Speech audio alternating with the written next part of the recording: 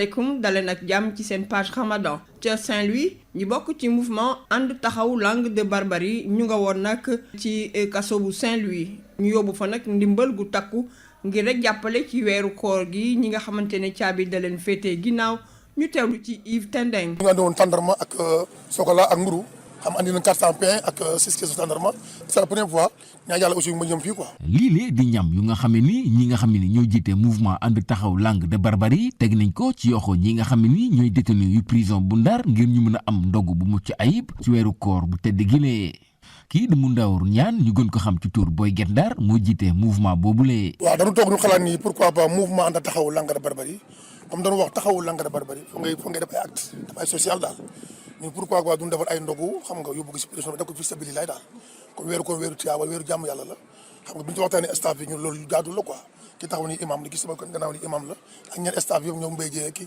ñoom Mamadou Fadé Cheikh ñoom commissaire la bu Ndiaye ñëpp xam nga moo tax ñu def sesti bi pour addi ci prison bi def xéewal moom mu ñuy leeral ana lan moo waral dëgg-dëgg ñu def jëf ju ni mel. waaw parce que fii xam nga fii ku ne xam ne di neexul te ñi fi nekk ñëpp daanaka andiwul seen bopp yàlla moo leen fi andi te jongul kenn ku ne mën na fi ñëw moo tax ñu ñëw pour ñu gis ñu en tant que seen mbokk xam nga daanu soulager en même temps daa am tiyaaba loolu rek la quoi pourquoi pas ñu def social andi gis prison bi. tey jii seeni mébét bokk na si fexe ba nga xam ne ni daañu wéyal seeni action sociale bile te it gën ko yaatal ba ci ñeneen bu ñu sukkandikoo ci kaddu kii di Loma Dieye dëkk Guet Ndar te bokk ci mouvement bile. waaw social bi moom dañuy soog a commencé rek di ñaan yàlla mu jëm kanam ñu ñaan yàlla képp kuy jullit te man si dara rek mu teg si loxo ndax dañu bëgg at mu nekk ñu koy def incha allahu rabbi fas nañu yéen nag dimbali ñeneen ñu bokk la ñu si prison bi nag wax dëgg yàlla kenn ku nekk am nga fi sa nit loolu moo tax tey ñu jëkk fi ngir ñaan yàlla mu barkeel.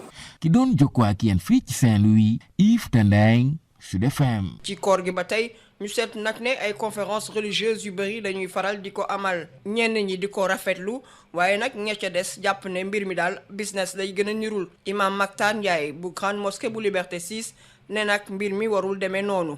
ñu teewlu ko. waaw conférence religieuse yi nga xam ne ñoo ngi koy organiser tey ci koor gis nga dafa nekk loo xam ne effet de mode la boo xool tey ñëpp koy organiser tey entreprise yi société yi association yi daayira yi ku nekk tey yaa ngi organiser muy loo xam ne tey dafa nekk période de traite sax tey ci religieux yi am na ci nekk fonds de commerce sax nan ko wax ci certains religieux am na ñoo xam ne wax dëgg yàlla duñu hésiter sax tey di fixer seen prix pour ci conférence yooyu man jàpp naa ne tey nekkoon na luy bénéfique luy amal njëriñ jullit ñi bu fekkoon sax thème yi si aborder tey noo ngi pare pour appliquer ko ci sunu dund bu fekkoon tey dañ ciy jànge seen diine xamee ci davantage seen religion loolu day am solo mais malheureusement dañu gis ni ci conférence yi tey aspect folklorique bi pom mi mumbaay mi tey moo ko emporté tey ci aspect spirituel bi thème yi nga xam ne noo ngi koy aborder ci conférence yi daanaka dañuy dem toog rek waaye duñ ko mos a appliquer tey ñaata yoon ngay gis ñuy traité ci conférence yi thème ci wàllu àqu dëkkandoor te tey la nit ñi gën a mën a lor seen dëkkandoor ñaata yoon tey ngay gis tey ñuy aborder thème mariage te tey le taux de divorce yi gën a bëri ci réew mi ñaata yoon tey ngay gis ñuy traité tey thème yi ci wàllu njub ci wàllu comportement yu rafet ci wàllu moral te tey la corruption bi tey la yàq diggante yi tey la ñàkk wax dëgg gi gën a tasaaroo lu ñu koy waxee ci soixante suñu biir et ainsi de suite pour wax ni rek conférence religieuse yi ñuy organiser tey ci koor gi wax dëgg yàlla amul impact bu positif ci ñun tey pom yi ak mumbaay mi ak caaxaan nga tey daanaka ko moo ko emporté si li nga xam ne waroon nekk loo xam ne spirituel lay doon. ginnaaw yi le kàddu ñu dalal Adama Ndione mu dégtal ñu kooru tons daal di ŋàbb dëru jullikaay bi ak mbaxna ba ñu aj ci kaw bopp ba génn nag ci jàkk ji mu doon defee ay ñaanu timisam ca ba muy génn la dajek kii di Adja Awa Neex Deret mi téye kuddu luus ci loxo ba jiite ab fiil buy dox di dem tons ci bakkanam bu mën a xeeñcu daal di topp cortège bi li xale yu jigéen yi bokk ci fil bi daal di yenu yépp a ngi ci bakkanu tons neex lool ci wàllu xetu ñam gu ne di ca génn tons di tàkkamtikoo ka tàkkamtikuwaat topp rekk convoi bi tey wax ci suuf naan tey la guddik laylatul xadri ba sax kii di Adja Awa ne ko guddik destin lañu koy wax tons topp Adja Awa Neex Deret ba dugg ci hall bu rajo Sud FM foofu nag guerrier yi fare équipe soir daal di wàcc génne kuddu yi fourchette yi paaka yi dara desul ñu daal di taaj ndab li ci kaw taabal ji muy mbaxalu saalum tons daal di yàkkamte yor loxo ba rekk sex yëf yi tàng lool ba jàpp put bi mu xëcc grand bu Awa neex deret te naan ko kaka tàng wol ma sapeur yi. Adja Awa ne ko jaru ko extincteur yi moo gën a gaaw ci fay lakk. mbokk yi fi la ñu am ak yéen ci seen page Ramadan cant ak gërëm ñeel na leen. Venu à Saint-Louis, les responsables du mouvement And Taxawu Langue de Barbarie étaient au chevet des détenus de la maison d'arrêt et de correction.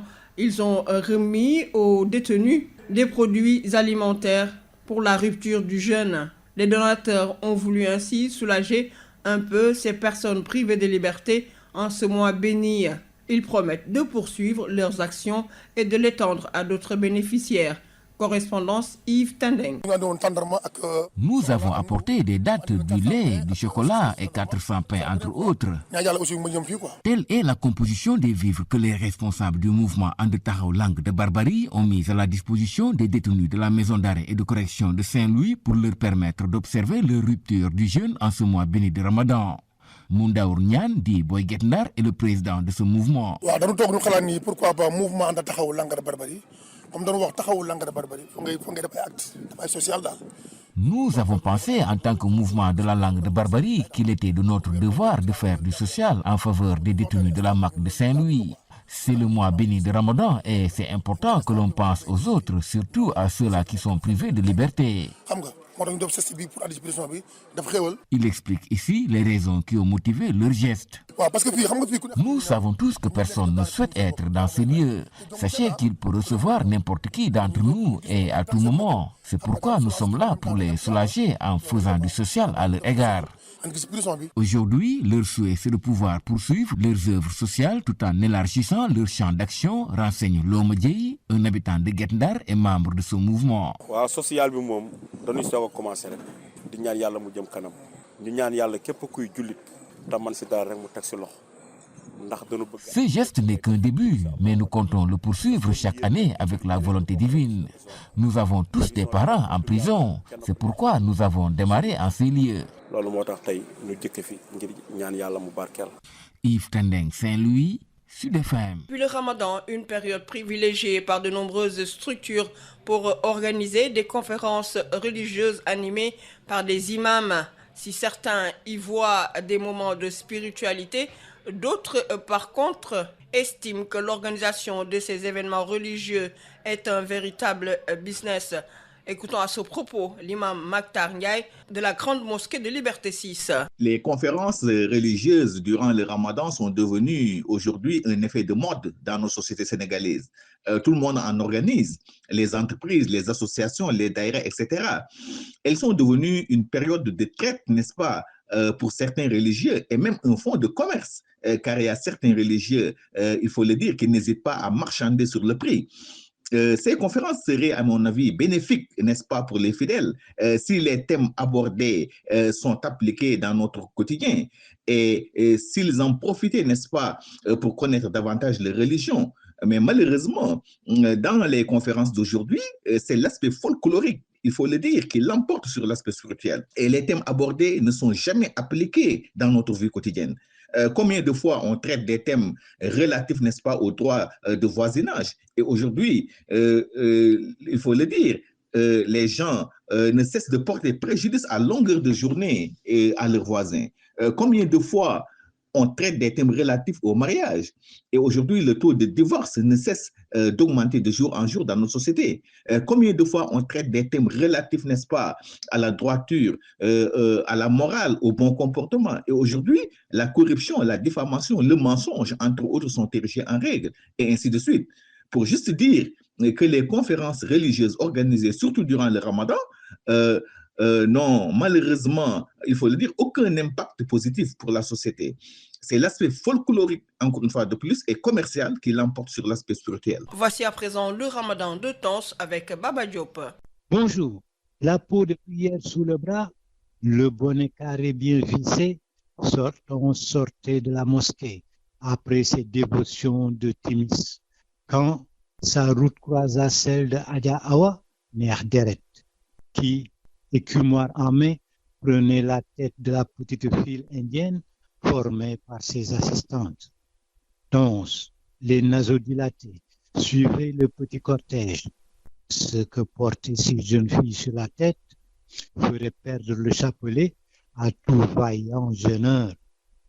Ça sentait le cumin, le curcuma, la coriandre, le curry, le carvi et de la cardamone dont on savait qu'elle apportait une touche légèrement poivrée aux viandes cuisinées à l'oriental. Pense à le nez, comme on le dit dans le milieu de la parfumerie. Par l'odeur alléchée, on suivait le convoi tel un zombie en murmurant « Tayla Laylatul Khadri », la nuit du partage.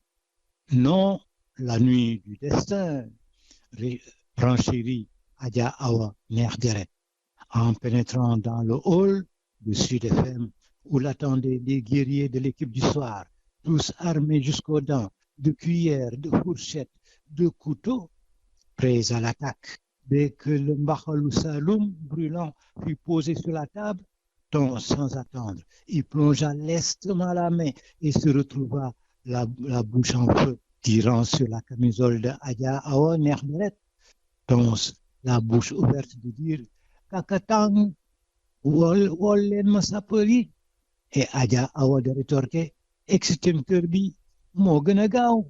La page Ramadan, c'est fini. Merci de l'avoir suivi.